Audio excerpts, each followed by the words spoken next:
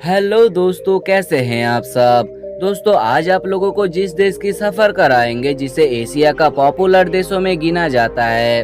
इस देश का नेशनल सॉन्ग और नेशनल एंथम हमारे देश का लेखकों ने ही लिखा था। यहाँ मौजूद है दुनिया के सबसे बड़े जूट मिल।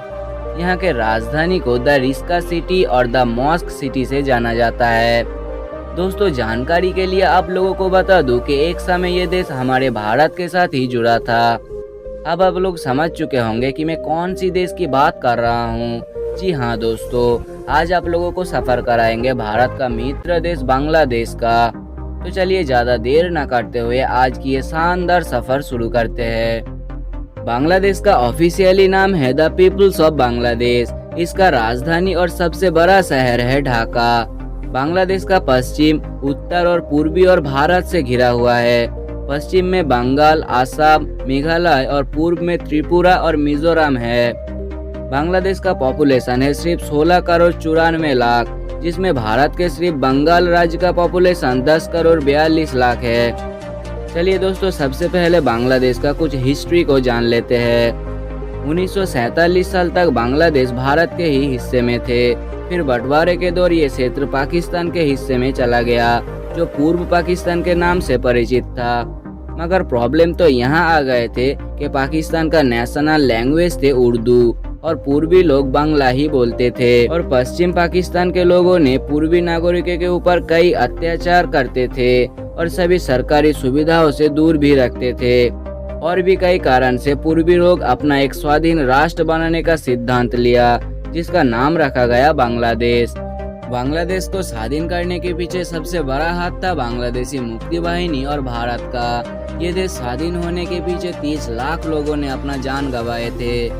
बांग्लादेश हमारे भारत का ऋण कभी नहीं चुका पाएगा। बांग्लादेश का हालत आगे से काफी सुधर रहा है। यहाँ नए नए प्रोजेक्ट और फैक्ट्री बन रहा है। टॉप स्टैंडर्ड ब्रांड का गारमेंट्स आज बांग्लादेश में मौजूद है।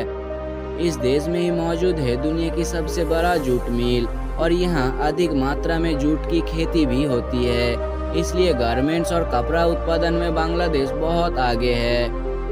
बांग्लादेश का राजधानी ढाका को मस्जिदों का शहर कहा जाता है, क्योंकि यहाँ हर तरफ आपको मस्जिद देखने को मिलेगा। वैसे भी यहाँ का 90% नागरिक ही तो मुस्लिम है। दोस्तों, हमारे देश भारत में संडे के दिन जैसे हॉलीडे मनाया जाता है, वैसे बांग्लादेश में फ्राइडे को हॉलीडे किया जाता है। फ्राइडे के दिन यहाँ हर दफ्तर बंद रहता है। दोस्तों, अभी के टाइम में तो हर देश में ग्रामीण बैंक की सुविधा मिलता है, लेकिन क्या आप लोग जानते हैं कि दुनिया की सबसे पहला ग्रामीण बैंक की शुरुआत बांग्लादेश में ही हुई थी। मोहम्मद यूनुस नाम के इस व्यक्ति ने पहला ग्रामीण बैंक चालू किए थे, इसलिए इनको नोबेल पुरस्कार से भी सम्मानित किया गया था।